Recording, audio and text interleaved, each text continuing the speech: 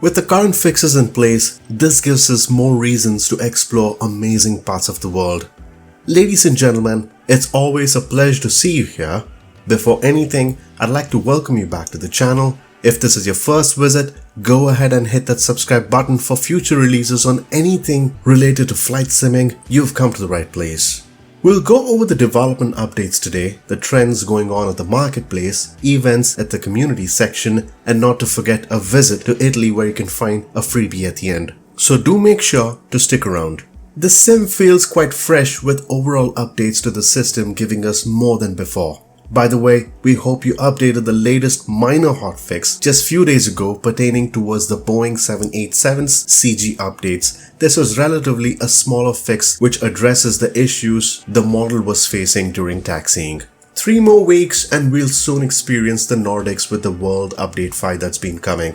The week of 24th of this month is the accurate time frame for this update. In addition to that, there would be a lot of SDK and third-party updates throughout this month looking at the development roadmap. Last week, we discussed about several items that were a part of the sim update 4. When it comes to weather, pressure and temperature are quite significant under this area and how they can relate well towards the performance of the aircraft. There have been numerous bugs under this section of the simulator that have been logged by the community members themselves. At many instances, pressure altitudes were inaccurate which didn't give the intended response. Likewise, a lot of inconsistencies were recorded for pressure altitude which didn't offer a smooth experience. The compressibility formula has been inaccurate that gave the wrong speed which was supposed to be fixed. Now they were planned to be fixed under Sim Update 4. However, due to the issues that were found later from the team members who realized that the fix wasn't included in the build, Asobo have decided to get this addressed in the next sim update. One of the items of interest under the list of bugs would be the approach flyback bug. While the fix was ready during the latest update, the team of working title who've been closely participating with Asobo found another issue that needs to be rectified due to its complex nature. A lot of refactoring requires to be done when it comes to coding, and there are more than 40,000 changes in the system that needs to be tracked. Therefore, in a case like this, the autopilot has been the root cause for the issue. Looking at the feedback snapshot, cosmetic areas have been a focus over the last few weeks since the introduction of Orbx's New Zealand mesh. Now, terrain level of detail can matter a lot in flight simming, a closer detail in areas that can deliver better clarity but at the same time not to really hamper the performance as it is GPU driven. When you wonder if Asobo can apply the same towards the simulator, this can be an interesting question.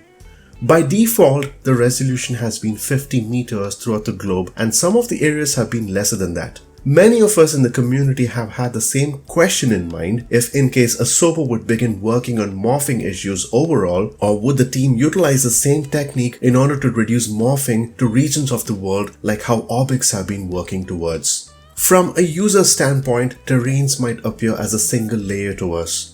However, there are many components to it, and under Asobo, this is a gridded mesh with a high resolution feature when wireframes are enabled which can deliver numerous polygons. While this may sound technical, the server should be able to manage multiple polygons that can be updated with the help of data providers which can offer new DEMs that can ultimately support higher resolution of data, giving better quality. Now, algorithms can play a role in this, wherein the data is lower in resolution, it would lead to rounded terrains. The team of Asobo is currently investigating to see if this is really a formula for mesh morphing or more of a system issue where there can be better ways of ingesting data that can drive better quality terrains, hence improving the level of detail not only towards a single region, rather throughout the world.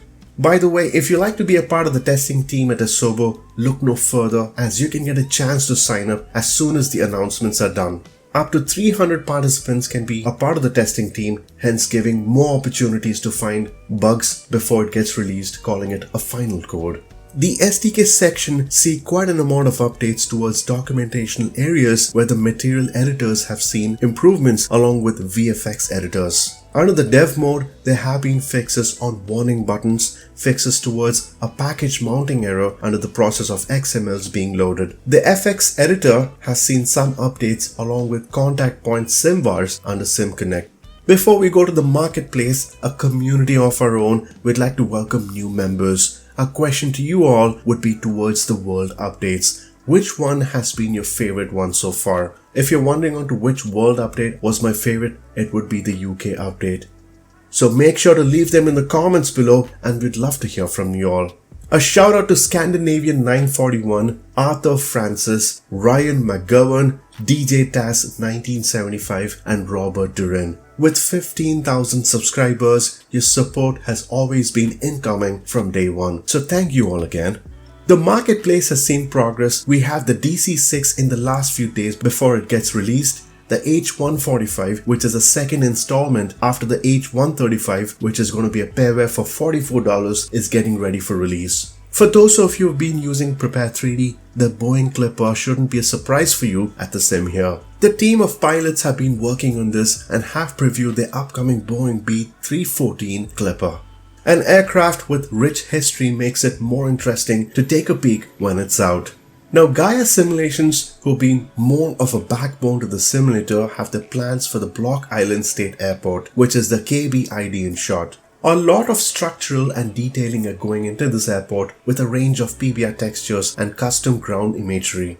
This is going to be the first project in the US from Gaya Simulations, and you definitely can't go wrong with a developer like this who produces high quality detailed airports. Over the weeks, it appears that slowly products are moving into the simulator's marketplace that makes it much more convenient for purchases and updates in the future from this platform alone. To see what's new at the community events this week, it's the Gun Pilots Challenging Flights Adventure Series located at Idaho. It's time to do some backcountry flying this week, so mark your calendars on the 4th of June. Now, Idaho is a great place for backcountry flying, and this is the 33rd flight of the team. A well-planned event led by Constant Lake 310.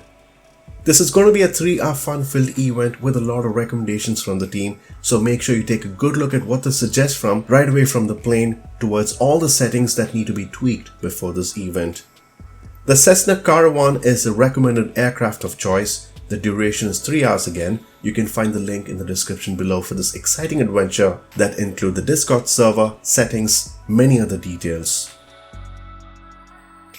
Under the freebie section this week, it's going to be Italy this week, which is the March airport that's also called as the Ancona Falconara airport, which is an Italian airport.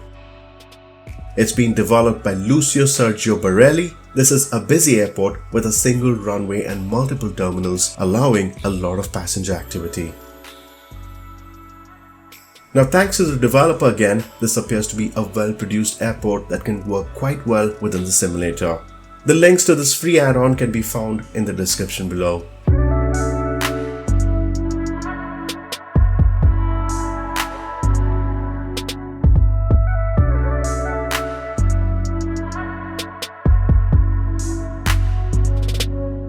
Thank you so much for staying with us so far. If you haven't subscribed yet, make sure to hit that subscribe button for the latest news related towards Microsoft Flight Simulator.